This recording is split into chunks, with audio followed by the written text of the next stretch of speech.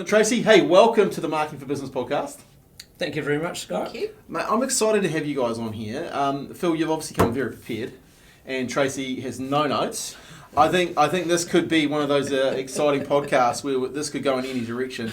Hey, look, you guys own a company called Terra Firma, Terra Firma Media, and I remember you came to us. You owned another business as well. You just bought a business, so I'm really excited to because you've actually done some pretty cool stuff this year. You've actually had a really busy year, right?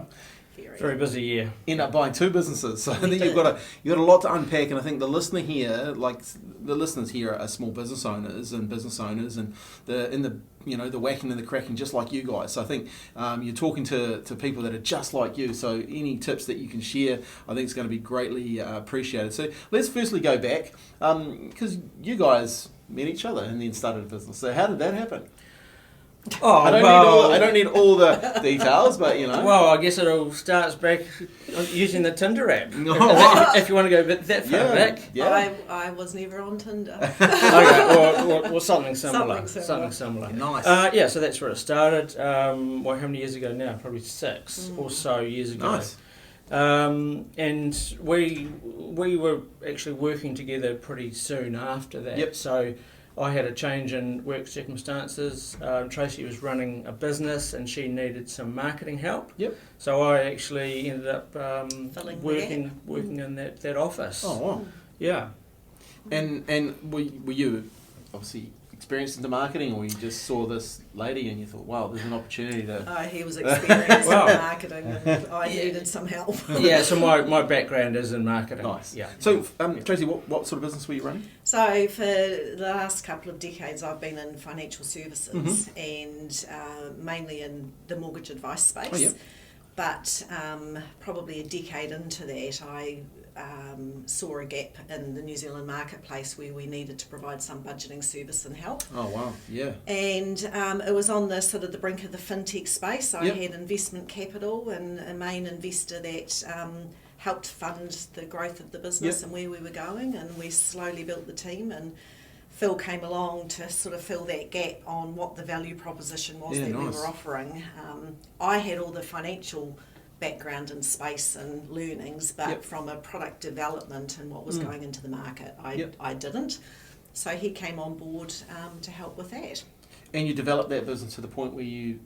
Well, we would have. So basically, after Phil came on board, about 6 months later, I had an accident where I hit my head, and basically the concussion was worse than everybody thought, and 4 years later I'm still in rehab for that. Yeah.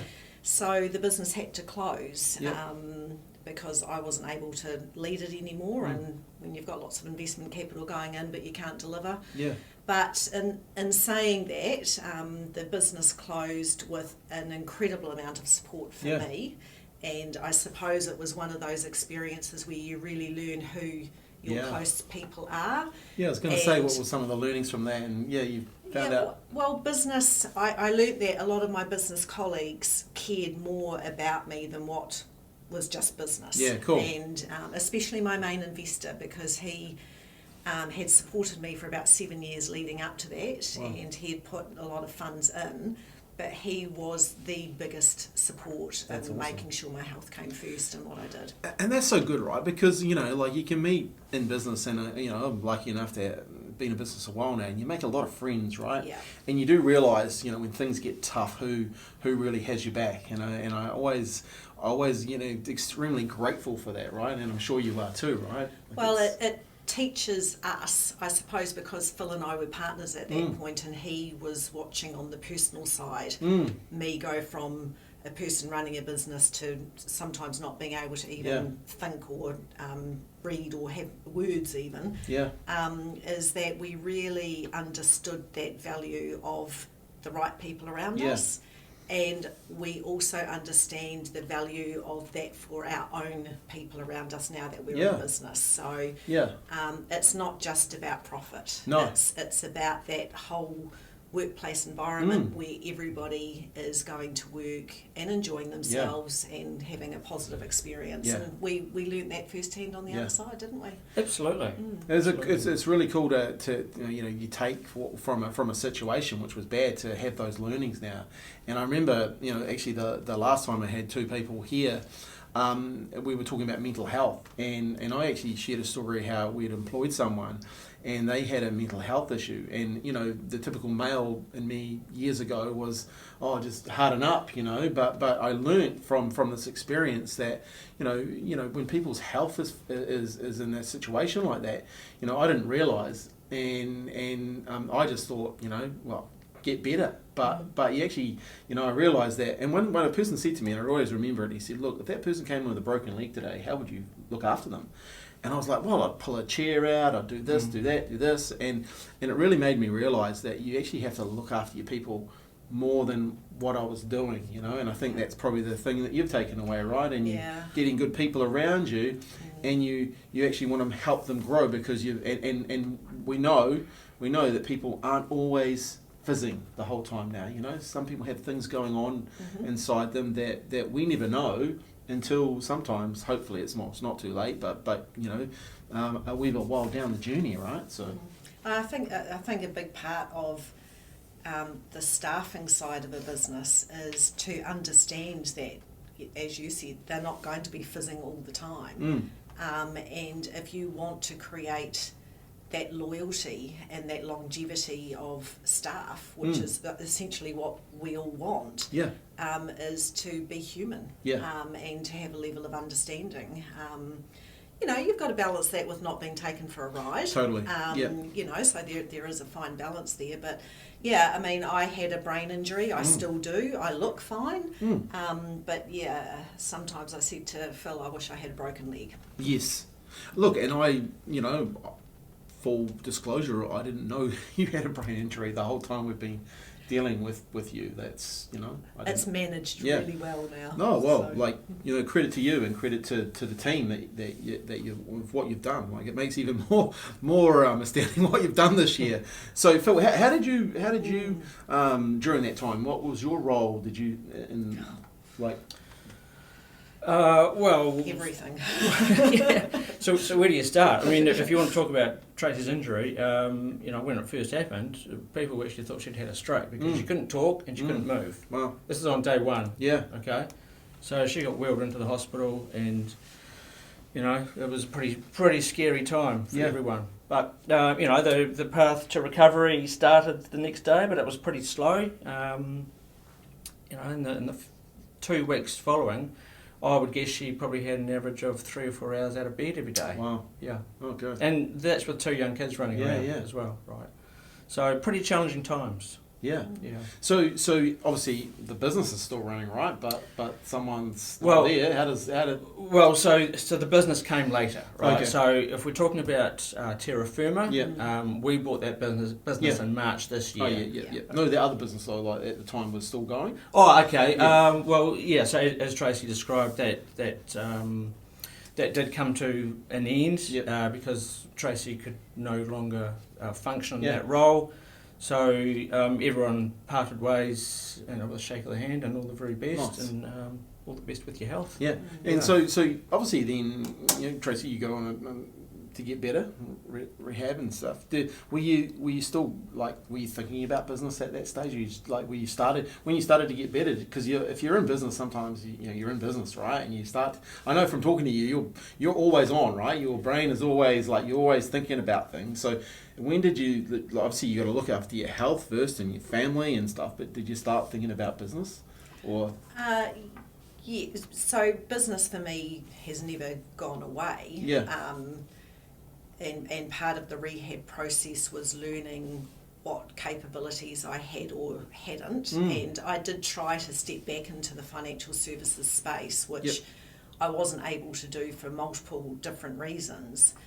And so Phil and I then had to really go back to the drawing board and say, well, what is it that we can do that allows me to still function with my strengths?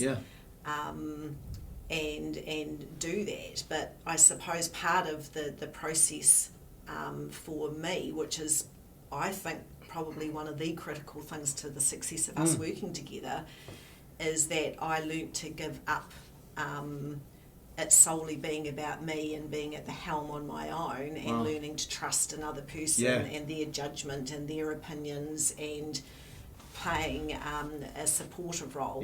We do this together, without a doubt.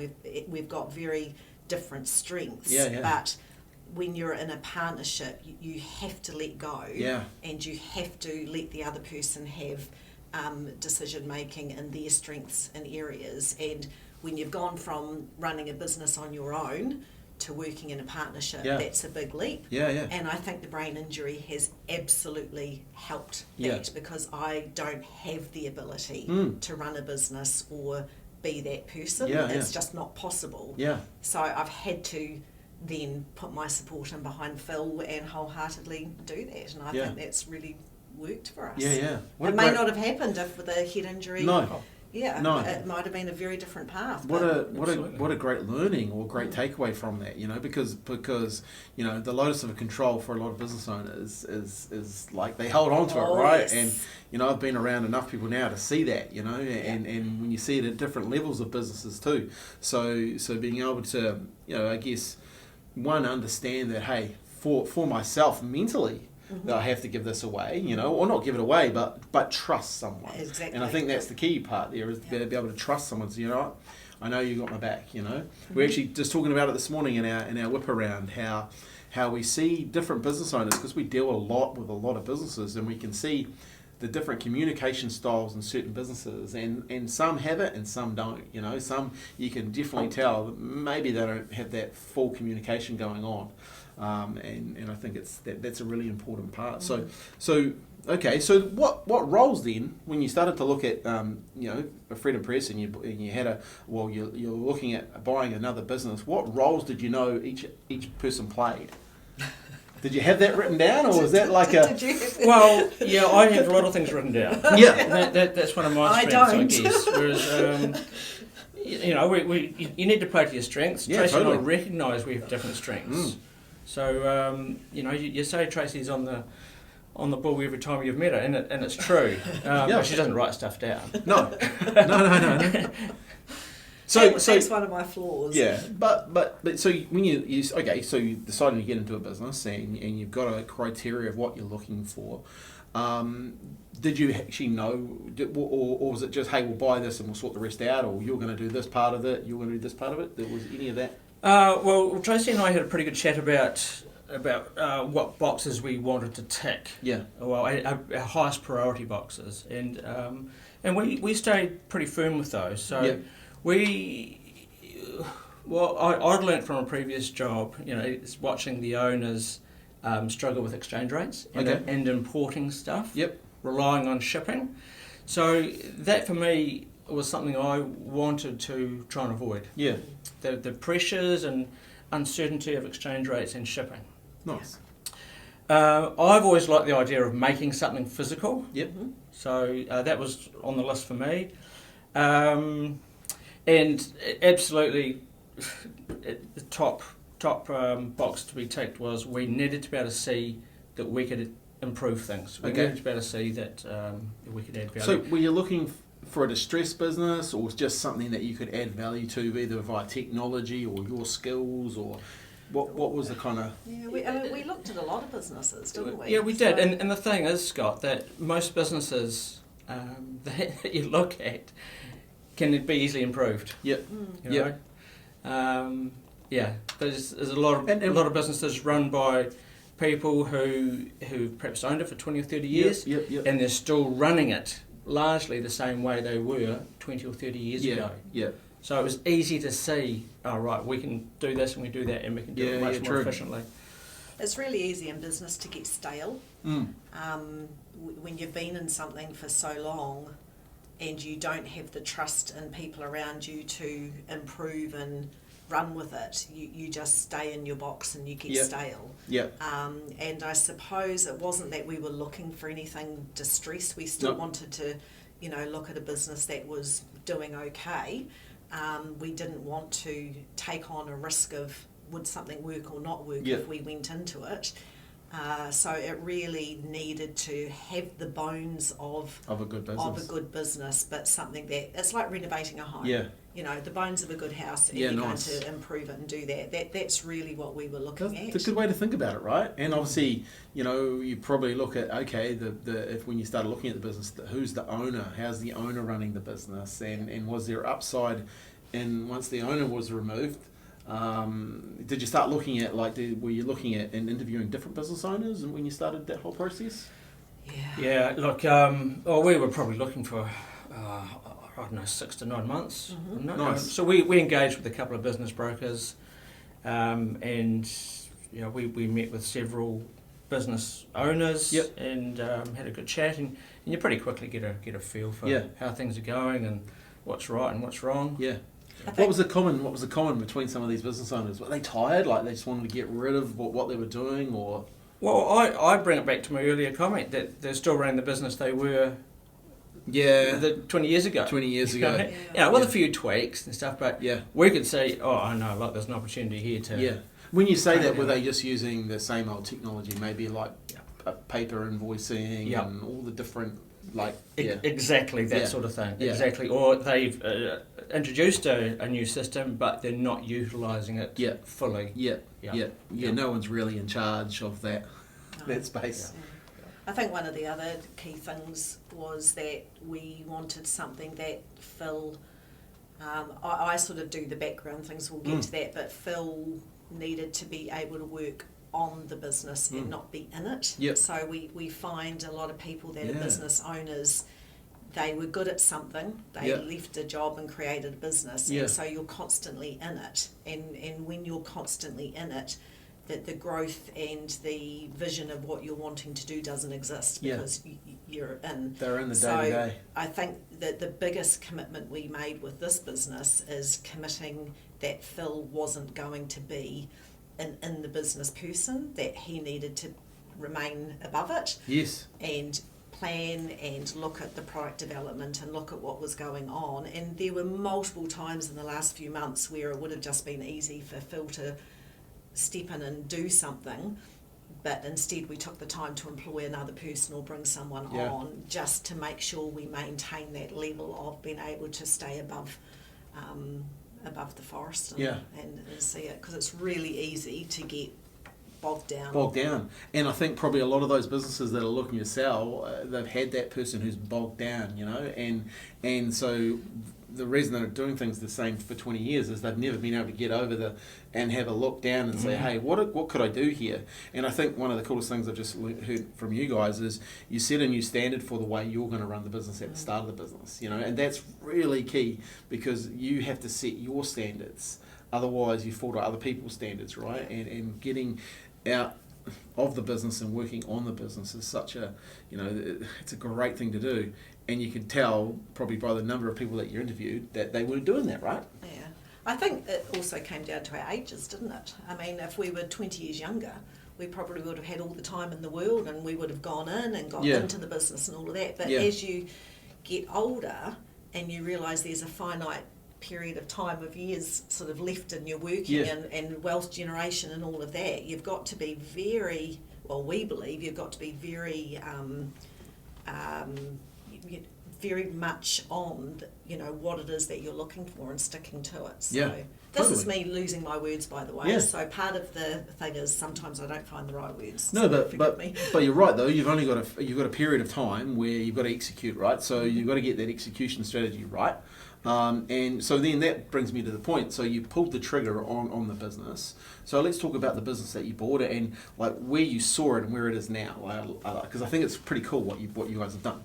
That's respect. Yeah. Okay. So we bought a business called Freedom Press, and so what Freedom Press does is it's print media, advertising in the ag sector. So we publish and distribute agricultural wall planners. Yeah. So A1 sheets of paper with a 12-month calendar on it and advertising around the perimeter. Yeah.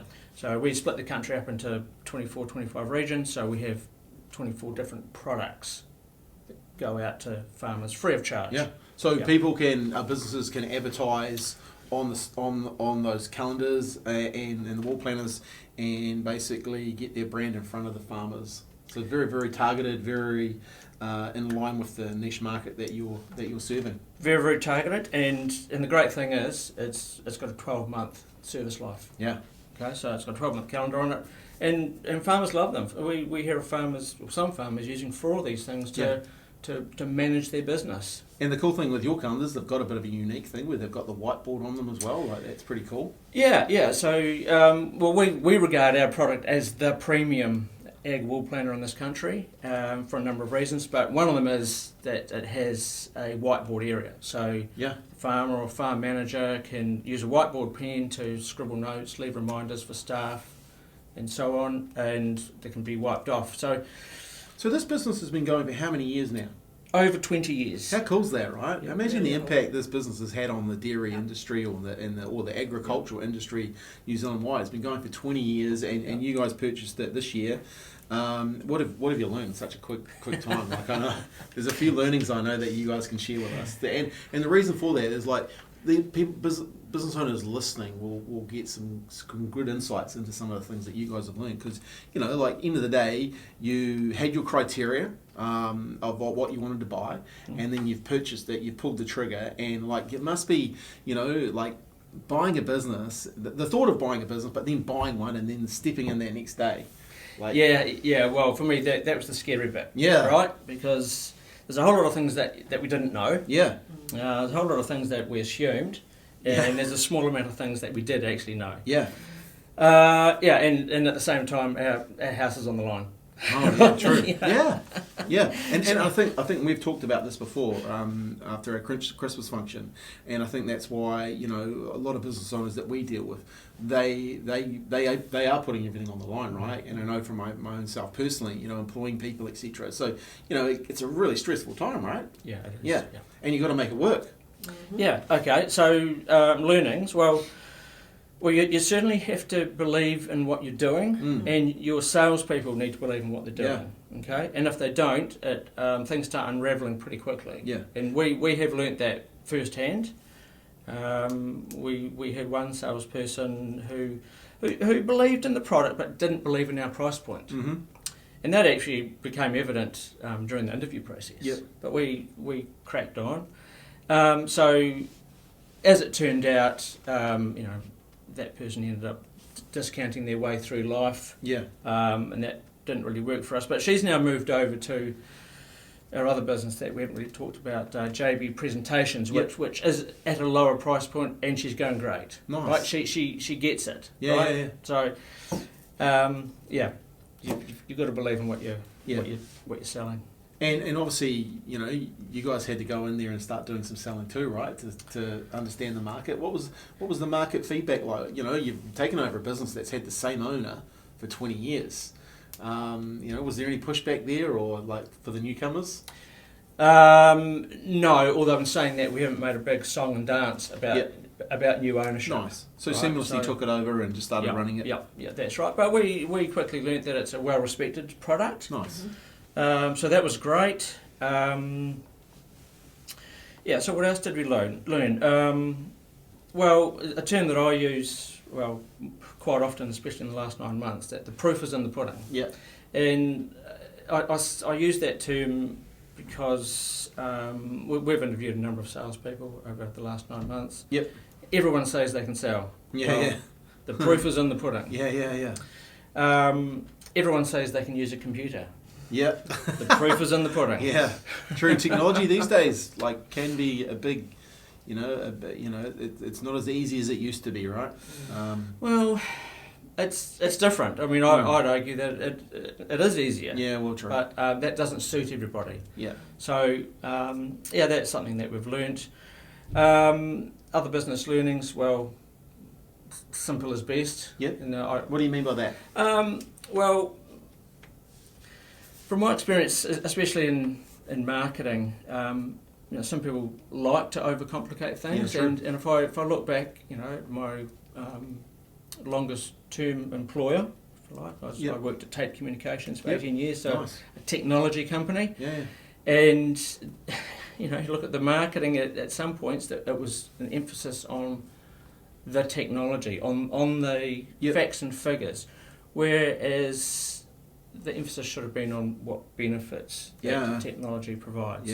And if you're talking about benefits, it needs to be in simple terms so that people understand what problems those benefits are solving. What who you are, where you are, and what problems do you solve for the people that you're offering. So your proposition is pretty simple then, right? Like it's getting your advertisers in front of the target market that can use their product and services, right? That's exactly right. It's very, very simple. Yeah, it's a simple business.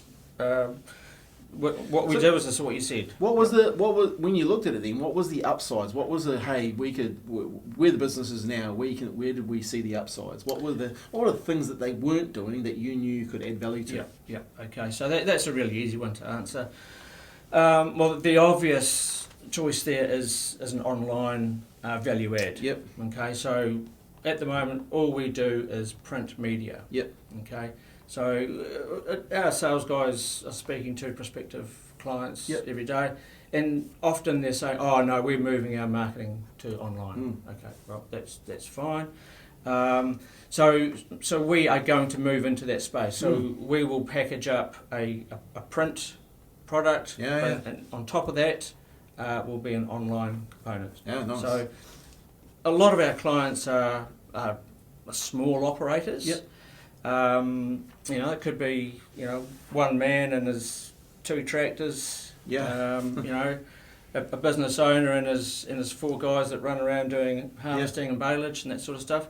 And I've done a lot of lead generation over the last 9 months, and I spend a lot of time on Facebook lead generating. And I come across a lot of these smaller businesses that they might have a website, and they will often have a Facebook page. And it's very, very clear to see that there was a flurry of activity when they first started up their Facebook page.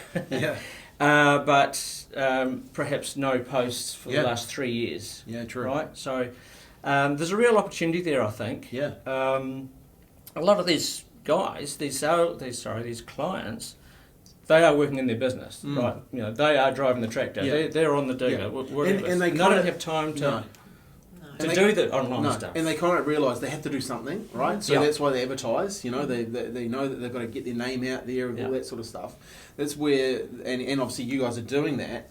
But you really can add value by extending that offer, right? Yeah. What were some of the other things though? Like, did you look at the systems of the business and go, you know what, I can improve that. Was some there real takeaways there? Yeah, that's another really easy one to answer. So, with all respect to the previous owners of the business, they had introduced a modern CRM system. But they weren't really using it as a CRM system. They were using a small component of the CRM system. They still had their own, their old bespoke database sitting over here. High risk.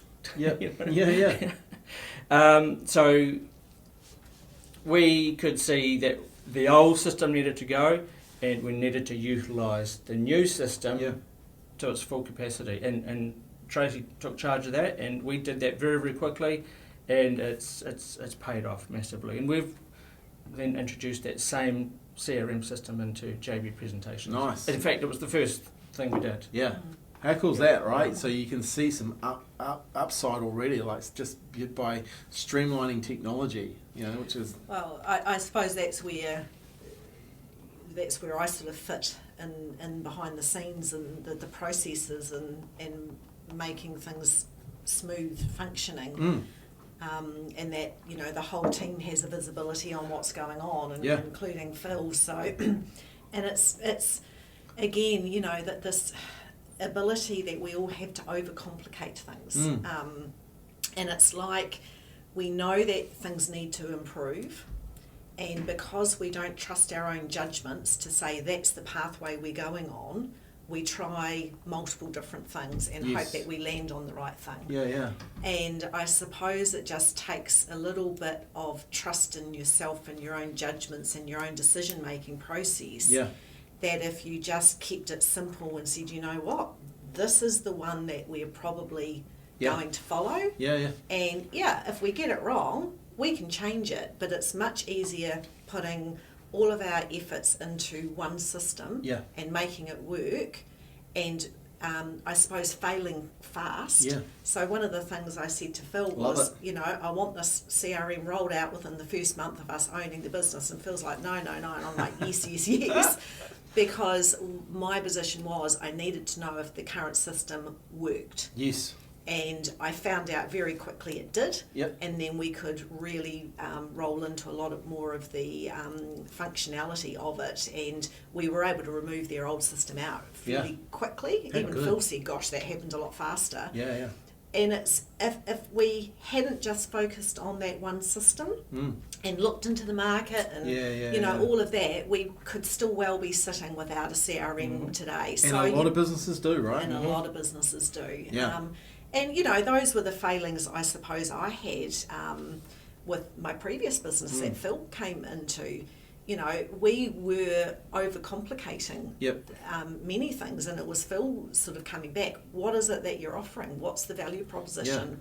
What is the user and what is the client getting from this? And the simplicity of his ability to be totally client focused and totally value focused simplifies our whole entire business on levels that I would never be able to do on my own. So good. The strengths are there. Yeah. It's great to see that you complement each other in those areas too. Question though, being prepared to fail fast, right? Like I love that, right? And I people say to me all the time, because I have a thing called ready, fire, aim, and I get caught on it quite a few times. But I think you have to be prepared to learn, right? And one of my parts of my decision making, I actually learned this from reading a book about Barack Obama. He said, if you're going to make a decision in life, you get to that 51% mark, and then you make a decision. And if the decision is going to take you out, then, and it could take your business out, then you have to go more than the 50%. You have to go to that 90% to get the, or if it's not going to take you out, then just get to the 51% and make it. And if you fail, then you learn, right? What was your decision making process there? Because it's like people would hear that, wanting to fail fast and go, oh my God, no, you can't do that. Was that just because of experience, or you just from my point of view, it was experience. And again, the previous business that I had, it was a fintech business, and we were in startup mode for a decade. Yeah, which was grueling. And looking back, the reason that we were in startup phase for 10 years is because we were trying to be too many things. Yes. I wasn't able to get outside of my head and trust my own instincts from an advice perspective. I trusted myself. From a product development perspective, I didn't trust myself because I didn't know enough. And I suppose as much as I had a lot of awesome people around me, because the fintech space back then was a very small community in New Zealand, I didn't have a lot of support. 10 years later, there was a lot of support, but when we started, there wasn't. So it really, when the head injury happened, it's always that hindsight that you learn from. Is the biggest regret was that I didn't trust my instincts earlier. Because the business could have made a success earlier. And it wasn't that we would have failed earlier. No. We would have been successful earlier. And it's just like, oh my goodness, what if we had been able to do that? So I suppose for me, the worst happened. I lost the ability to think and to work. And so when you lose that, then nothing else really for me is that fearful. It's like, if we're going to fail, let's just get on with it, because we've still got time to be successful. And how did that sit with Phil? Oh, not so great. No, he's the balance. Isn't it? But so you went then through the process. Okay, we're going to fail fast. We're prepared to go through it. You went through methodically and sorted out what you needed to do, and found out pretty quickly, quicker than you thought, that hey, what we're doing is going to work, right? From that CRM perspective. What did you learn from that? Like, did you realise, okay, we're going to be okay? Or Well, in terms of what Tracey said with the CRM, it was exactly true. So I was saying no. We don't change anything for 6 months. We learn. what we've got. But the choice that Tracey made on behalf of all of us was absolutely the correct one. Yeah. It brought in efficiencies and removed, the need for all these internal phone calls and lack of tracking. Yeah. Oh, I didn't say that to you. Yes. Because we now track things. The CRM tracks things on email, right? Yeah. So, it's great. It makes life so much easier. I couldn't cognitively keep up with the current CRM. It was so many holes. So for me, I was either going to be mopping up messes and getting tied into a big web for months, or we just had to get in there and clean it up and go for it. Yeah. And to me, it was the only option that we had. Yeah. And we did it, but I do hand it to the previous owners, because the CRM that they did implement absolutely was the right one for their business. Yep. They just didn't have the ability to extend it for as far as it gets. So for me, I think, was it luck? Was it, nobody says there's anything such as lucky, but we did get a business that the CRM worked. And functionality wise, so we were, I think, lucky with that. But I think if it didn't work, we just would have gone out and found another one and given it a go and seeing what happened. But we were able to move rapidly because it was the right one. Yeah, good. So then, all in part of that, you decided to rebrand.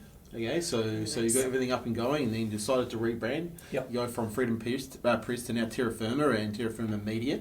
What was the thinking behind that? Like, what was the strategy there? Well, the thinking from the very start was that Freedom Press didn't say anything to the market. No.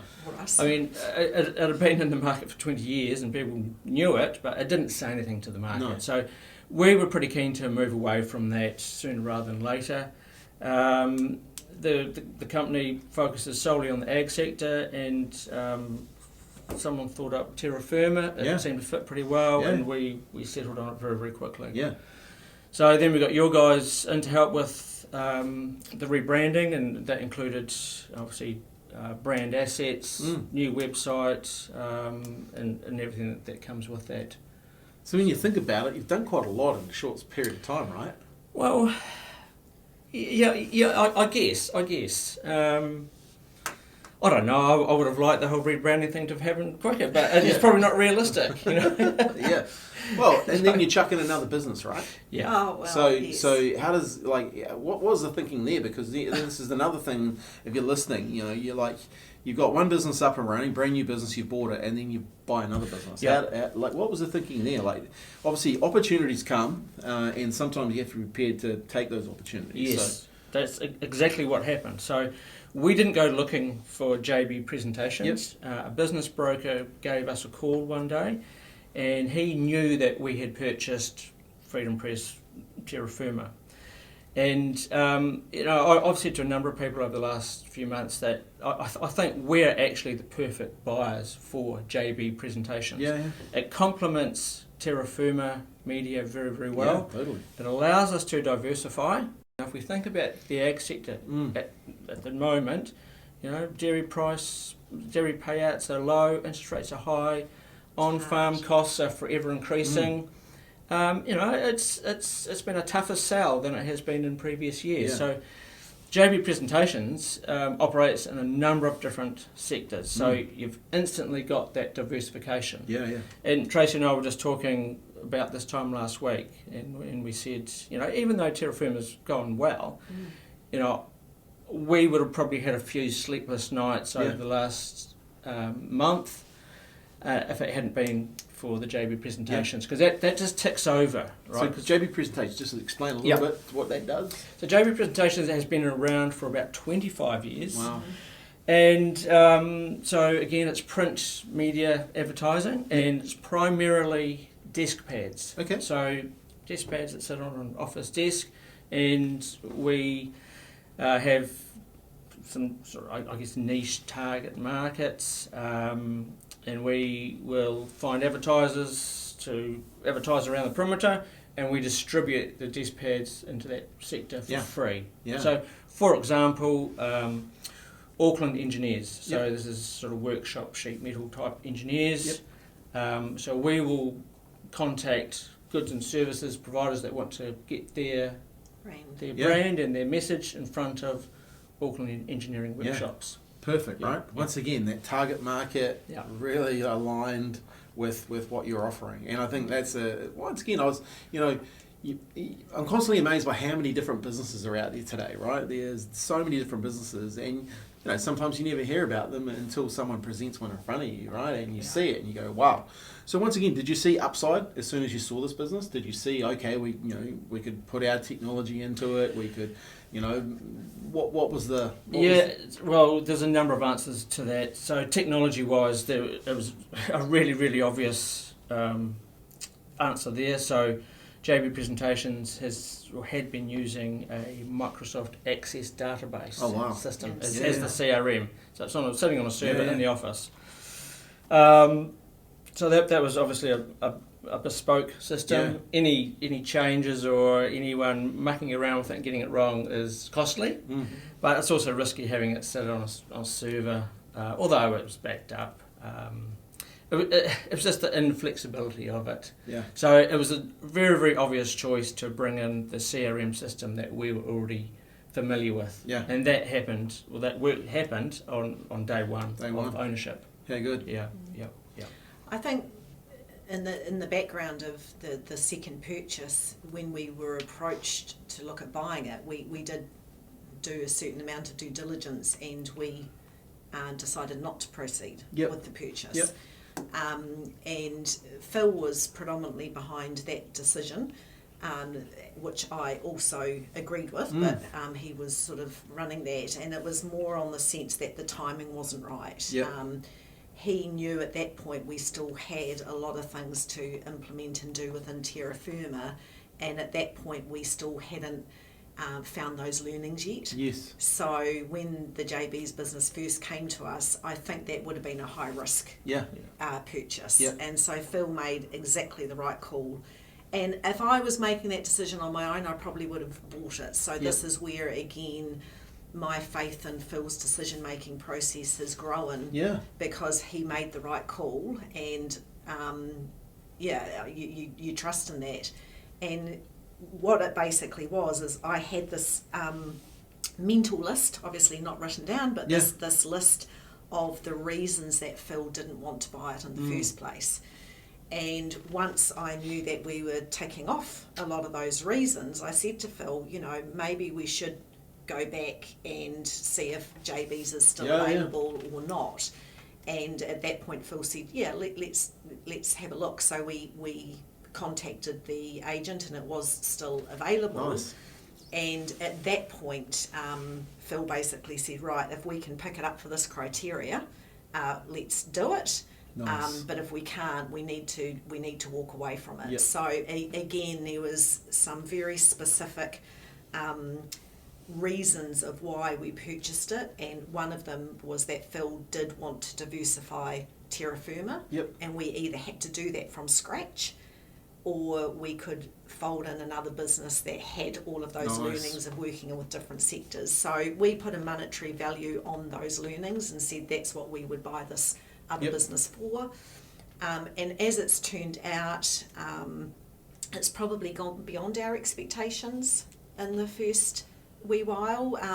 The current owner, JB's great guy, but he absolutely says he had neglected the business. And it was neglected. It just needed people to breathe a bit of life in. It's been around 25 years. The product that it does is stable, it's solid, it's not going to go away. People laugh at desk pads, but people still use them. People still use them, right? And so I suppose once we really identified why we were buying the business, and we had sort of worked out that we could do some things at speed if we wanted to. Phil just went out and basically overnight got 5-6 new salespeople on board and said, look, let's just throw them in and see how they go. We'll know, the proof in the pudding will be in a couple of weeks, they'll come and go. And they came and they conquered, and we were rolling out more print products, and it totally blew our forecasts away. We just thought we were just getting this side business going. And what it did is sort of ballooned, but again, because of that, we have the ability that we could go scattergun and say, let's do this, let's do that, let's do that. But again, the beauty of Phil's thought process is niche. Yeah. Where are we going to put our efforts in? What value proposition? How are we going to make the best use of what we've got for our clients? Yeah. And it's that constant simplicity of what is it that we're coming back to the table to do, just allows probably myself to focus on what does Phil need for that simplicity and make it happen, because I would probably go out and do 10 different things, whereas Phil brings it down to one. Nice. And again, for me, to other business owners, it is so easy to say, I don't know what to do, so let's try lots of things. Yeah. Maybe just say, I don't know what to do, but let's try one thing. Yeah. And see how that goes. Yeah. Because it's a real shift in mindset. Yeah. But man, it's easier to Yeah. follow. Yeah. It really is. And I think some people just don't do anything because they have to do so many things, right? But They don't do anything because they're too scared to Yeah. do it as well. Yeah. So they, Yeah. a decision in itself is Yeah. not doing anything. So what I'm hearing there is you've got some great decision-making processes, Phil. Like you obviously, you have some criteria that you go to, and you that allows you to then, I guess, walk through some of the things that you need to check off in your checklist, and then simplify things. Like that's a real art, right? Where did you learn that skill? Like, is that something that you've always had, or you just never realised till now how good you are at it, or? No. Well, yeah, I've learned a few things here too. No, it again goes back to my previous employer. I mentioned Tate Communications there. I definitely learnt it there. So, look, Tate Communications invested heavily in a sales course called the Miller-Hyman sales process. Yep. And all the Tate sales staff globally went through that system, and the entire marketing team. Yeah. There was 50 plus people in the marketing team at this point. This was a big investment, and it left an impression on me. And I guess the short answer is bringing things back to basics. You know, we used to talk about features a lot, features of say radio technology, for example. Well, the features don't matter unless they provide a benefit and some value. Yes. And you've got to be able to put those features into words that your clients or prospective clients understand. Yeah. And it comes down to how is this feature, which is benefit, going to solve one of their problems? How's it going to make their life easier? How's it going to tick their boxes? Yeah. Right? So I learned that a long time ago when I first started coming into the marketing side of things. I was studying with a guy in Australia called Brett McFall, and he'd have me write out all the benefits of a certain feature. Yeah. And it was really like, because they came from the corporate world, like they never talked about any of that. They talked about the features. Yeah. And it was all about them. And Brett said, no, you have to make it all about the person and what they want. And it was an amazing exercise to do. Just, look at the features and what are the benefits to the person. Yeah. And obviously you got good at, from your trainings, to be able to simplify that, right? Yeah. Look, and I was kind of hoping that. Well, you did actually mention the whiteboard feature on the Terra Firma product, right? So I was prepared for that. So the whiteboard feature on our ag planner, that is a feature. Yeah. Okay. All right. So does it have a benefit? Yeah, it does, because the farmer can write stuff on there, write reminders, write phone numbers, and wipe it off if need be. Yeah. All right. So there's the benefit. So what's the value to our advertisers? Well, the value is that it helps ensure regular use of the product. Yeah. Makes it sticky. Makes it sticky. Yeah. Yeah, as soon as I saw it, I was like, wow, that's different, Yep. And it's because it makes the person then use it, engage with it, and whether, like, they'll see the person's branding there. Exactly. But then if they need something, they've seen that somewhere. Oh, it's on the calendar. Recognise that logo. Yeah, it's on the wall calendar. Yeah. Perfect, Exactly right? right. So look, we've been going nearly 50 minutes. And so what are some of the self-learnings that you would take away, like that you've really learned about yourselves from, working together, and then, buying 2 businesses this year? Well, well, buying two businesses has definitely been the right thing. Yeah. Okay, so it allows us to be mostly in charge of our future. Okay, and it comes with challenges and risks and a couple of sleepless nights, but it is the right thing to do, or has been the right thing to do for us. Self-learnings for me, well, I've learnt that I like the sales environment. Yep. I like seeing our salespeople do well. I like helping them do well, and I like seeing our clients get value from what we do for them. Yeah, nice. Yeah. So that gives me satisfaction. Yeah. Yeah. That's pretty cool, eh? Like you're actually making an impact on other people using the skills that you've got, right? It's a bit of a dream, I reckon. Tracey, for you, some of the things that you've, from a self-learning? To stop thinking about things. Yeah. You can overthink things. I think because we live together and raising kids together and businesses together, it's really important that you have the moment where work's finished. Yeah. So important. And we do have a structured time where we're at work, nice. Whether it be work from home, work from office.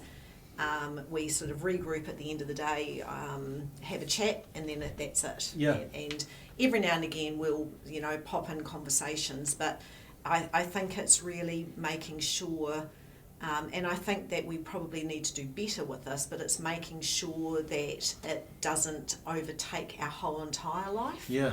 And one of the things I said to Phil, with the break coming forward, is really planning next year what our breaks are going to be, nice. Just the two of us, so that we maintain us in amongst all of the noise. Yeah. Because somewhere in the mix of all of that we work. Yeah. And so it's just making sure that those things remain, because it is easy to lose yourself in a business and for it to become all consuming. Yeah. And sometimes stepping away from it and not thinking about it is actually the best thing to do. Yeah, I think that's the best thing you can give yourselves, because you are together, and you've got to keep that relationship together, and the only way you can do that is get away and be together, right? One thing I heard something interesting the other day. I was watching Country Calendar, as I do on Sundays, and this couple were together and they're on a fishing boat. They were fishing together for, I can't remember what it was, but they could be out there for 8 hours, and if they didn't get X amount of business, they made nothing for the day. And that was a real thing, right? They had to make sure they got 23 bags, and if they didn't get 23 bags, no money was made for the day. And it was like, wow. And they were like partners, right? And then, but the lady said at the end of the day, there's 15-minute debrief, and that's it. You cannot talk about business for the rest of the time, right? You have to let it go. And you had to suck it up. If you didn't make any money for that day, then you couldn't go on about it. You had your 15 minutes at the end debrief, and then that was it. And I'm like, oh, wow, what a line in the sand. And like in business, you can work and not make any money. You can work and something goes wrong and you don't make any money. But you still have to pay your employers and your employees and stuff. And I just thought it was quite a good way of they drew a line in the sand, and it was a pretty hard-nosed way to think about it, but I thought it was pretty cool, right? I think it's great. Yeah. You have to let things go and walk away from it, because going around in circles doesn't solve it. No. That's in personal and business. Business, business is costly. So to finish off here, because this has been a great chat, and I've learned actually quite a lot. One about you guys personally, even more, but a number of things that you've done. I want to put you on the spot, and I always do this to people, right? And some people love it, some people don't. But I know my guests love it. I know my listeners love it too. What are 5 things you'd do if you were starting up a business tomorrow, or you're buying and starting a business tomorrow? What are 5 things, knowing what you know now, okay, what would you do? Okay, 5 things. They can be 5 random things, by the way. They don't have to be in any order. Oh, look, I'll go because I'm a numbers person. Yep. So 5 things are most definitely looking at cash flows. Yep. And understanding the difference between a profit and loss and cash flow. Yes. Because so many people don't understand that distinction. Yes. And they get caught out that they think they've got lots of profit, but the cash flow's not there. Yes. How do you solve that? Well, if the cash flow's not there, there are so many facilities out there now. In a B2B model, when you're invoicing out to other businesses, there are financial, and this is me from the financial background, Yes. there are facilities out there where you can effectively secure funding against your invoices to still to come in. Not your bad debtors, but your invoices. Like, for instance, everybody's going into Christmas now. Yeah. 20th of December is a couple of days before Christmas. Do we all know that our clients are going to be paying their bills? Yeah. And so you need to be able to take that away from it. So you need to understand it and then solve it, because if you're spending so much of your cognitive energy worried about money, you're not using that cognitive energy to grow and do what you can. So profit and loss and cash flow, two different things. Understanding what those commitments look like. So one of the things that we did was, what do we really absolutely need? You know, do we absolutely need to be paying a lease on an office and having that overhead? Or can we utilise that investment in other forms in the business? And so we've brought on home office space staff, and basically it means that we can then invest in sales training or you know, the help with yourself here, Scott, and all of that, and that helps us all, rather than, you know, the bricks and mortar of an office. Nice. What other things? Trusting your business partner, Yep. whether that's you're in a relationship or not. It's trusting it and putting boundaries around how those communications are to take place. And, you know, when you come to a joint decision, it is a joint decision, but there's still always got to be one person that finalises that decision, you know. And it's not that you're saying you make the decision, it's that one person has to be a deciding person. That's not to say that you both can't act as a team to get to that space, but there has to be one. And we take turns with our strengths on what decision gets made. You know, like mine with the CRM, and we're rolling it out quickly. Right. I don't know if that was 5 things, or I don't even know what we we're got. up to there. We got 3 there. We've got three really good ones. Well, Okay. I can chip in with some, and there's things we've already talked about, right? So you've got to have the right systems. Okay. You know, it's 2023. There's plenty of system options out there in terms of technology. So go and find one that works. So take some time to make sure you know you got the technology. And of course you've got to have the right people around you. Yeah, I heard the saying once that a leader in the business makes sure that all the people around them are better than them. Yes. And that is so true. Because if the business is only as good as you, then we'd all be in dire straits. So it's being able to engage your staff to be the best that they can be, and not being threatened by that. No. Because sometimes they can be brilliant. And having that around you allows the business to move forward. It's incredible. I think it's the one thing that I'm good at. Well, there's 2 things: giving people confidence, okay, and employing people that are smarter than me. And seriously, we have some seriously smart people here. And like, I'm the only one in the business with no degree, right? And you can just see the talent, you know. And you could get really put off if you had an ego about stuff. Well, I'd only hire people that are like me, right? Well, you'd go nowhere, right? So being able to actually let that go and go, you know what? I reckon it's cool to be around people that are smarter than you. You know?